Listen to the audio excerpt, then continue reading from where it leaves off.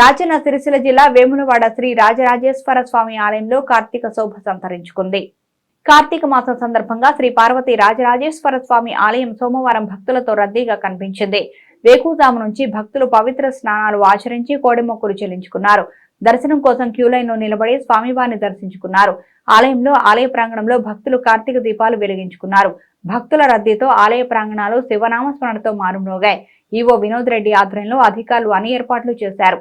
కార్తీక మాస సందర్భంగా Rajanna సన్నిధిలోని open slab లో రంగురంగుల పూలను లింగాకారంలో పేర్చి మధ్యలో దీపాలు వెలిగించి శివలింగం ఆకారంలో దీపాలు వెలిగించి దీపోత్సవాన్ని కన్నుల పండుగగా నిర్వహించారు.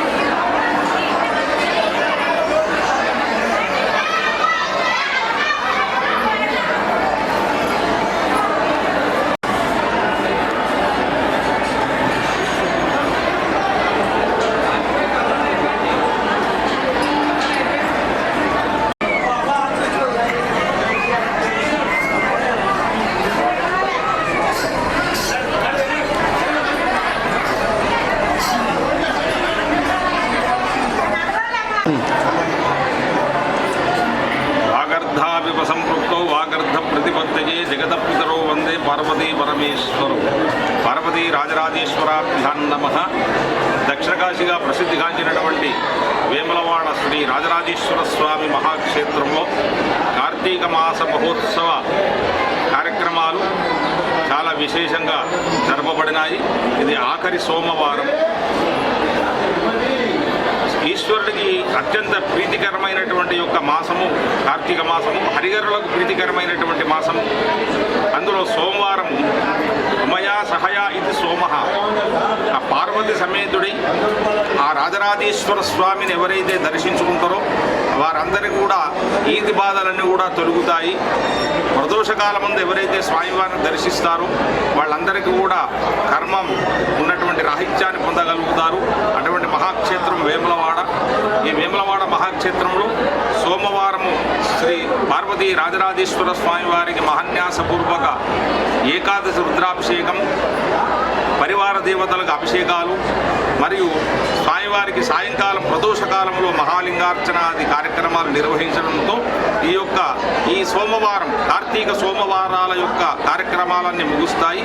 మళ్ళీ రెండవది మనకి మాస శివరాత్రి, అంటే కార్తీక మాసమంతా కూడా ఒక ఎత్తు అయితే మాస శివరాత్రి ఆ పర్వకాలం ఒక్కరోజు మాత్రం మహాపర్వకాలము కనుక ఏ భక్తుడైనప్పటికీ కూడా ఈ కార్తీక మాసంలో దీపం కానీ స్వామివారిని దర్శించుకోవడం కానీ జరగనటువంటి వాళ్ళందరూ కూడా మాస శివరాత్రి నాడు మీ అందుబాటులో ఉన్న దేవాలయాలలో వెళ్ళి దీపారాధన చేసి ఆ ఈశ్వరుని పత్రి పుష్పాలు బిల్వాలతో తులసి దళాలతో ఎవరైతే అర్చన చేస్తారో ఈ కార్తీక మాసంలో చేసినటువంటి పుణ్యమంతా కూడా ఆ ఒక్క రోజులో పొందుతారని చెప్పి శాస్త్రం చెప్తుంది. కనుక ప్రతి భక్తుడు కూడా ఈ రాజరాజేశ్వర స్వామిని దర్శించి వారి యొక్క కర్మను రాహిత్యం చేసుకోవాల్సిందిగా కోరుతుంది.